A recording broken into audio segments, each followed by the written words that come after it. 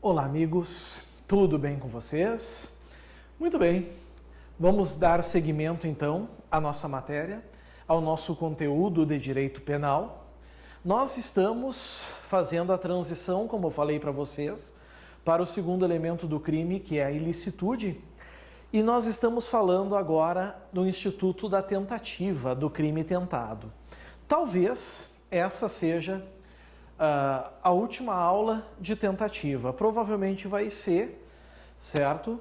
Se não for, nós vamos terminar na próxima e eu já vou dar início na próxima ao outro instituto, entrando já no fim da transição. Senhores, nós estamos falando de tentativa e na última aula nós falamos sobre as teorias, né? Nossa teoria então é objetiva, realística, dualista, a não ser nos crimes de atentado e de empreendimento, onde ali tentativa e consumação estão dentro do tipo, certo? Aí se aplica a teoria subjetiva-objetiva. Agora, a gente vai trabalhar um critério.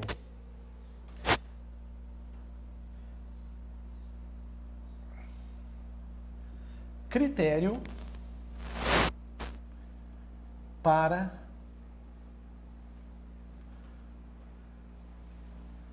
diminuição de pena, critério para diminuição de pena da tentativa. Por quê? Porque a gente aprendeu uma coisa. Nós aprendemos uma coisa. Quando a gente foi para o artigo 14,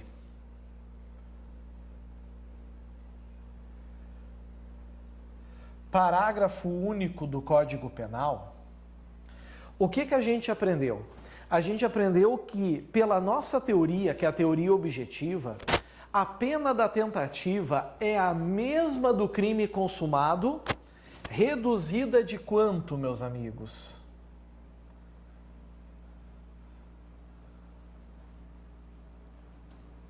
Um a 2/3, não é isso?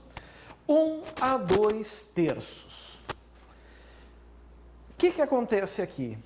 Isso aqui que vocês estão vendo é uma causa de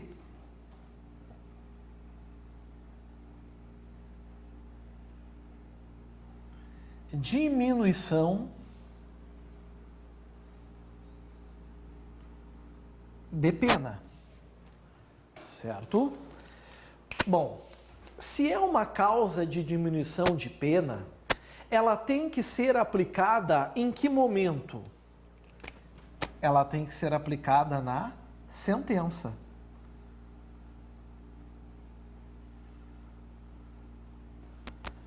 E outro detalhe importante também, que eu não sei se vocês se deram conta, mas se o sujeito é absolvido do crime, ele não vai ter essa diminuição de pena aqui, porque não tem como diminuir 1 a 2/3 de zero. Então é óbvio que o critério aqui são para réus condenados. Ou seja, por exemplo, um réu está sendo julgado no tribunal do júri por tentativa de homicídio. O júri reconhece a tentativa de homicídio. O juiz então vai condenar. E na condenação ele vai proferir sentença. Vamos supor que o réu foi condenado, olha aqui,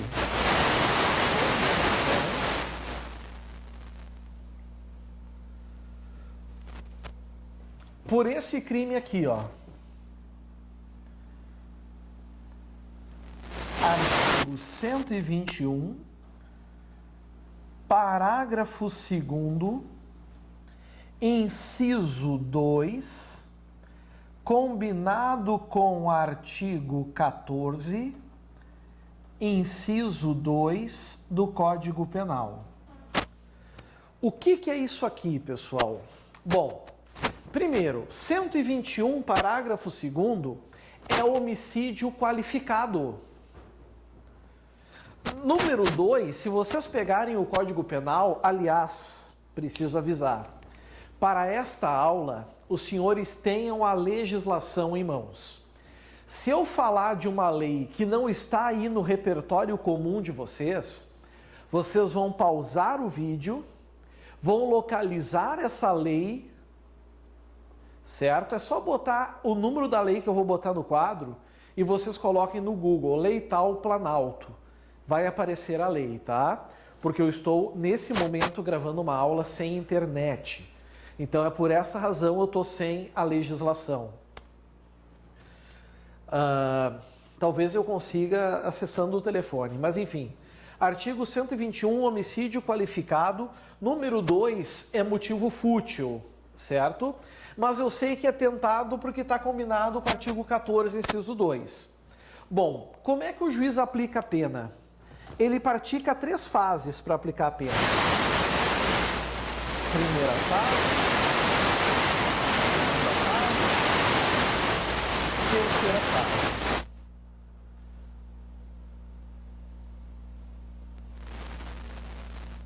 Na primeira fase, ele vai fixar a chamada pena base. A pena do homicídio qualificado é 12 a 30 anos. O mínimo é 12, o máximo é 30.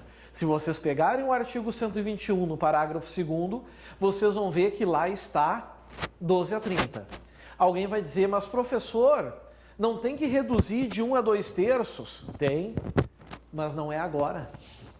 Não é nesse momento. Nesse momento, o juiz vai usar a pena inteira. Ele vai pegar entre o 12 e o 30 para fixar a pena base. E para fixar a pena base, ele vai pegar um artigo do Código Penal, que é o artigo 59.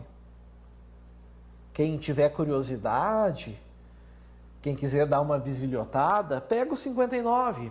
Lá vai dizer, o juiz, conforme os antecedentes, a personalidade do réu, o comportamento da vítima, um monte de circunstâncias, vai estabelecer entre o mínimo e o máximo. Quanto mais favoráveis essas circunstâncias for ao indivíduo, ao réu, a pena vai ficar próxima do mínimo. Quanto mais desfavoráveis, a pena vai se encaminhando para o máximo. Vamos supor no nosso exemplo aqui, tá? No nosso exemplo, que esse indivíduo, ele é primário, tem bons antecedentes, apenas se envolveu numa briga de bar e tentou matar um desafeto. Por isso, tentativa de homicídio por motivo fútil. Certo? E com base em todos esses aspectos favoráveis, a primeira fase, o juiz fixou, no mínimo, 12 anos. Aqui está. 12 anos. Existe agora uma segunda fase, que é o momento de analisar agravantes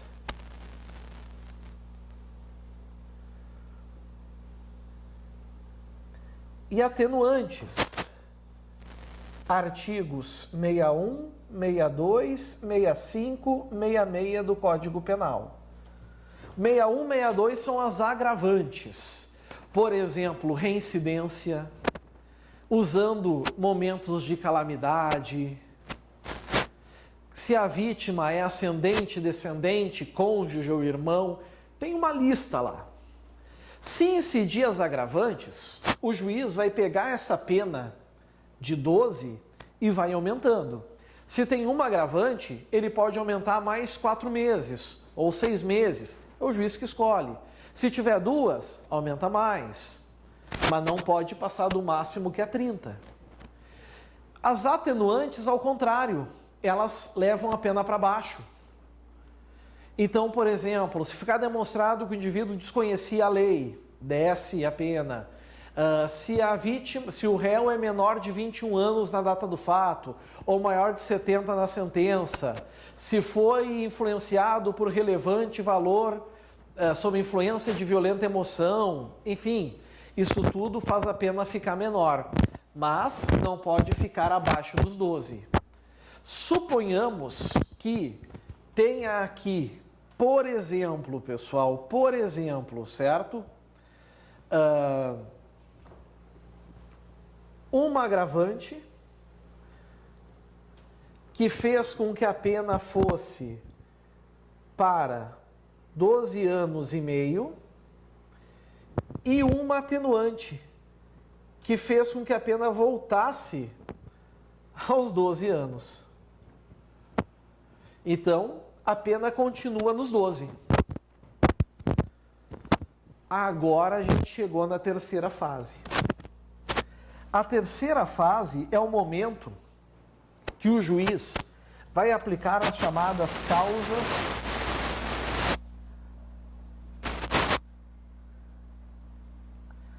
de aumento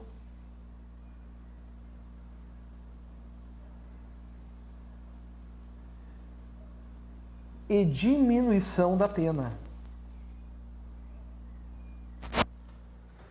Causa de aumento e diminuição da pena são aqueles artigos que trazem aumentos em fração ou diminuições em fração. Aumenta o dobro, diminui o triplo, aumenta de 1/6 a 1/3, ou como, por exemplo, o artigo da tentativa. Artigo 14, parágrafo único, que diz o quê? Aplica-se a pena correspondente ao crime consumado, diminuída de 1 a 2/3. Como é tentativa, é aqui que o juiz vai fazer o quê? Vai pegar os 12 e vai diminuir de 1/3 a 2/3 desse 12. Primeira informação importante, pessoal.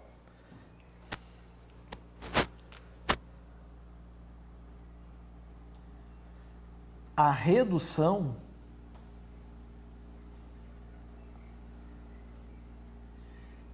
é obrigatória. Por isso que nessa terceira fase, a gente, na verdade, chama de causas obrigatórias de aumento e diminuição de pena. Certo? Causas obrigatórias de aumento e diminuição de pena.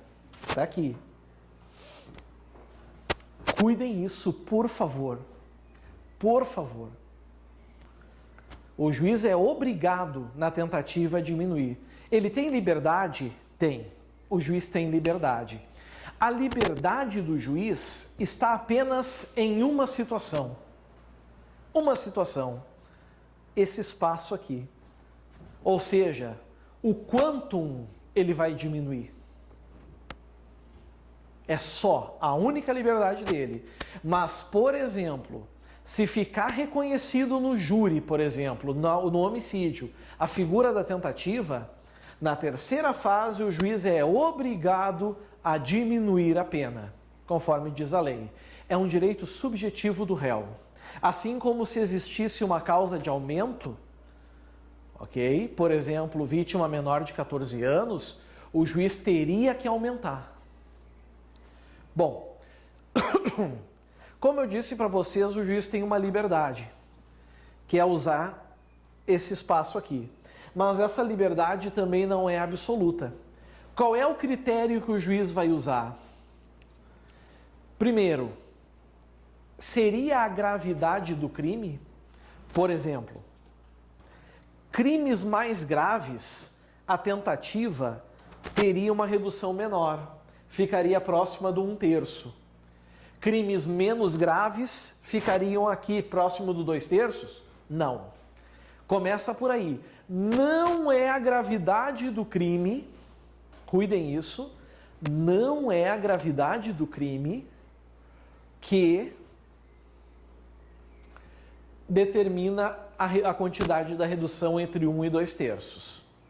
Ah, professor, então será que não é os meios de execução? Por exemplo, se o cara estiver usando uma arma para cometer o crime, a redução tem que ser a mínima. Agora, se for só sem arma nenhuma, só na mão, aí a redução tinha que ficar no 2/3. É isso? Não. Então, não é a gravidade do crime, não são os meios de execução. Por que eu estou dando ênfase ao que não é? Porque se cair na tua prova, tu sabe. Não é a gravidade do crime, não são os meios de execução. Ah, então agora eu sei. Se o cara é reincidente, reduz só 1/3. Mas se ele é primário, reduz 2/3. Não, também não. Tudo isso é irrelevante. Gravidade do crime, meios de execução, reincidência ou primariedade. Posso tentar mais uma? Será então que são os antecedentes criminais? Se o camarada tem uma capivara desse tamanho de maus antecedentes, mínimo possível de redução. Se ele tem uma capivarinha, o máximo de redução. É isso? Não. Então, se cair na prova essas 4 situações, elas não servem como critério para estabelecer a quantidade da redução. Ou seja, a gravidade do crime, meios de execução, primariedade ou reincidência, nem antecedentes. Mas então qual é o critério? O critério, meus amigos, é o percurso. Onde é que eu posso botar isso? Vou botar aqui embaixo.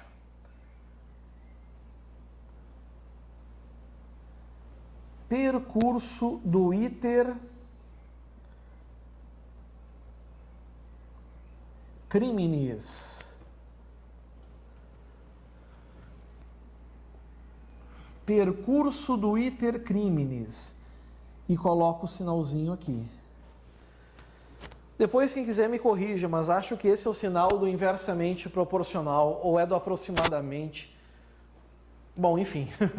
O que eu quero dizer é que a relação é inversamente proporcional. Como assim? Quanto mais próximo da consumação o agente chegar, menos redução de pena ele vai ter. Quanto mais longe da consumação ele chegar, mais redução de pena ele terá. Esse é o critério que o juiz vai usar. É o percurso travado no iter criminis. Lembrando, né? Iter criminis. Cog, prep, esse, com. Lembrando que a tentativa está aqui. No comecinho aqui, vai se tirar 2/3. Conforme o sujeito vai vindo, vai se reduzindo a redução. Vai se cada vez reduzindo menos. Ok? Então, por exemplo, pessoal, se o sujeito deu um tiro na vítima, não matou a vítima, obviamente, mas deixou ela em coma, é evidente que a sua redução vai ser no mínimo 1/3.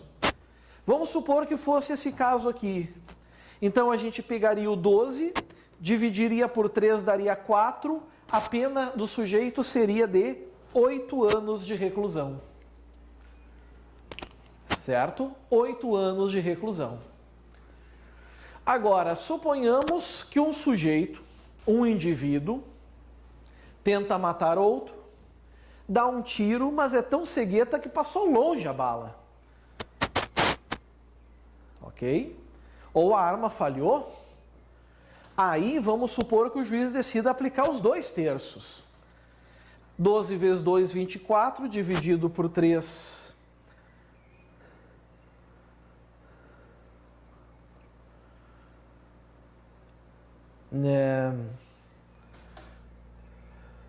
Dá 8. Dá 8.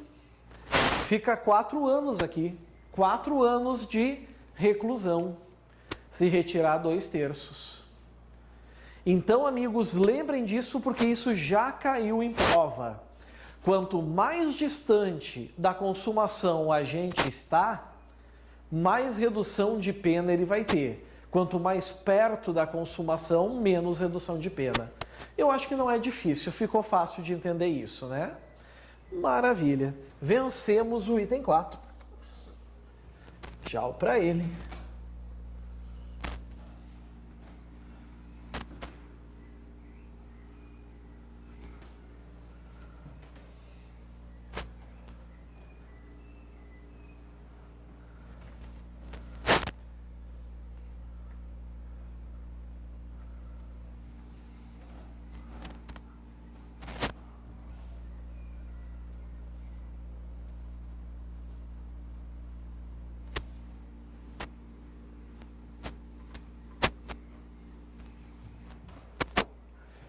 Número 5.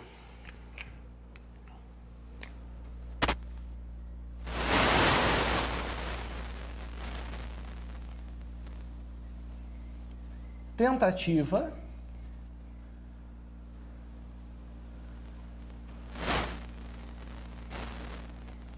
e juizados especiais criminais. Senhores, olhem só, prestem bastante atenção. Isso que eu botei aqui, em algumas provas costuma cair, e eu gostaria da extrema atenção de vocês. Por quê? Pelo seguinte, os juizados especiais criminais, eles estão previstos em uma lei especial. É a Lei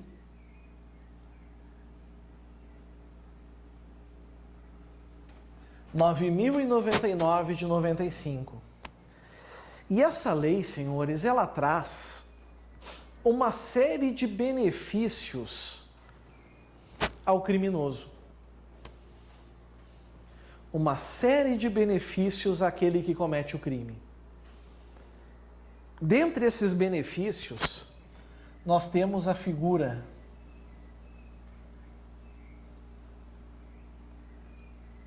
da transação penal.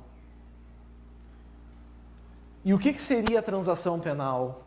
É quando o Ministério Público faz uma proposta de um, entre aspas, acordo com o réu. O indivíduo aceita pagar uma multa ou pagar umas cestas básicas e no momento que ele faz isso, está extinta a sua punibilidade.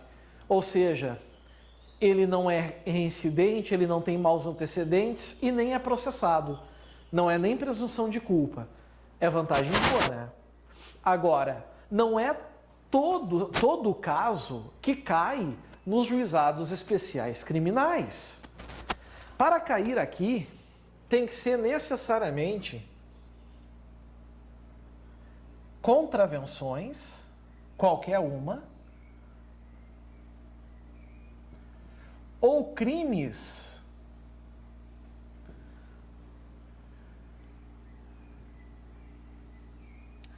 cuja pena máxima seja igual ou inferior a 2 anos. Igual ou inferior a 2 anos.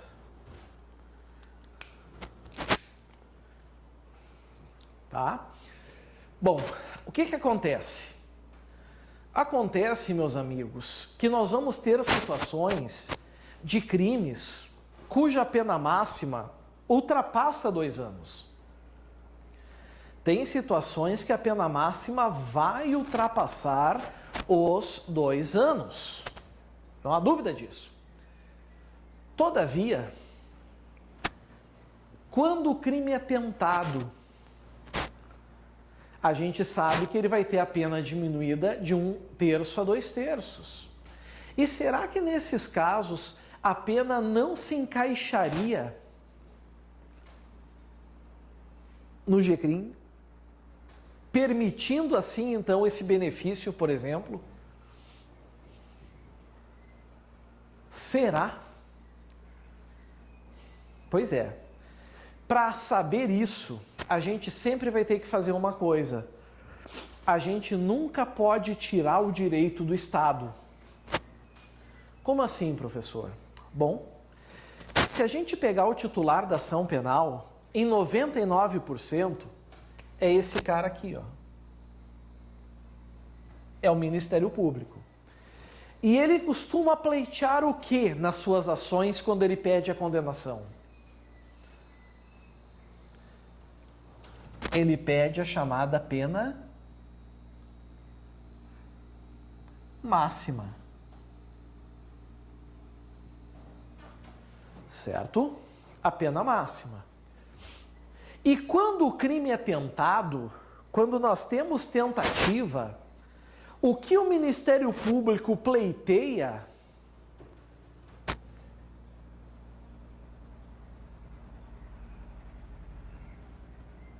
é a fração mínima,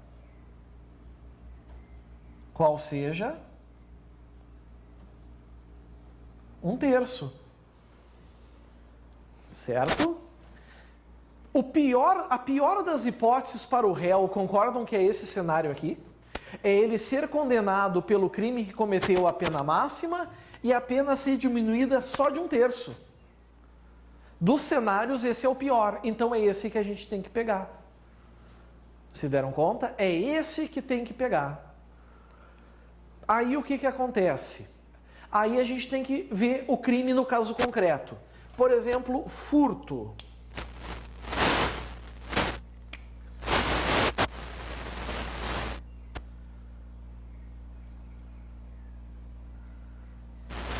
Artigo 155 do Código Penal. Ok? Quando vocês pegarem o 155, subtrair para si ou para outra em coisa alheia-móvel, vocês vão ver que a pena é de reclusão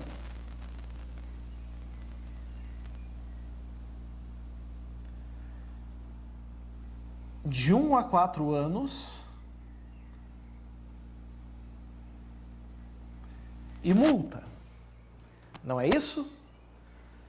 Reclusão de 1 a 4 anos e multa. Todavia, essa é a pena para o furto simples consumado. Suponhamos que o Tício tentou furtar. A pergunta que se faz é, essa tentativa de furto, ela vai para os juizados especiais criminais ou não? Bom, nós temos que fazer o quê? Nós temos que pegar a pena máxima. A pena máxima aqui é quanto? 4 anos. Então a gente pega os 4 anos, aqui está, e reduz dos 4 anos 1/3.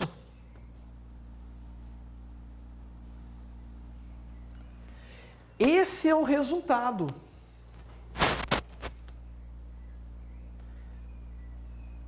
Se daqui der uma pena inferior a 2 anos, o Tício, por exemplo, que tentou furtar, vai ser julgado pelo GCRIM. E será que dá? Bateu curiosidade, né? 4 anos são quantos meses? 48 meses, não é? 48, certo? Menos 1/3. 48 dividido por 3, 16. Então, 48 menos 16,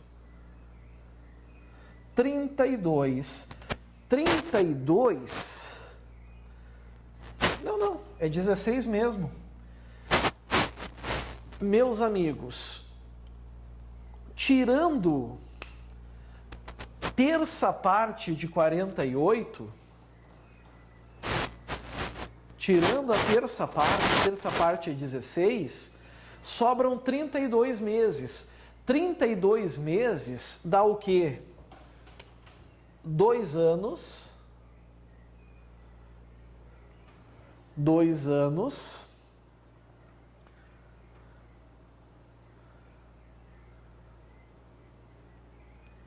e 8 meses. Ou seja, a pena que o indivíduo ainda pode pegar é maior que 2 anos. Então ele não vai ter o benefício do GCRIM. Mas e se a pena desse crime fosse de 3 anos? Outro crime de 3 anos. 3, aí seria aqui 36.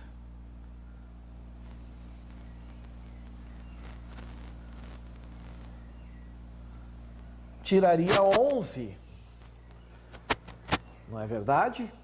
Aí sim, meus amigos, aí sim nós teríamos, então, o G-CRIM. No crime consumado, não, porque a pena ultrapassava 2, mas com a redução de 1/3, caía lá. Certinho? Muito bem. Dito isso, a gente vence também esse item 5, certo? Falta o item 6, 7, 8, 9, 10 e 11. Mas eu acredito que isso é assunto para a próxima aula. Agora é hora do cafezinho, do chazinho. Daqui uns minutinhos, então, estamos de volta. Valeu, tchau, tchau.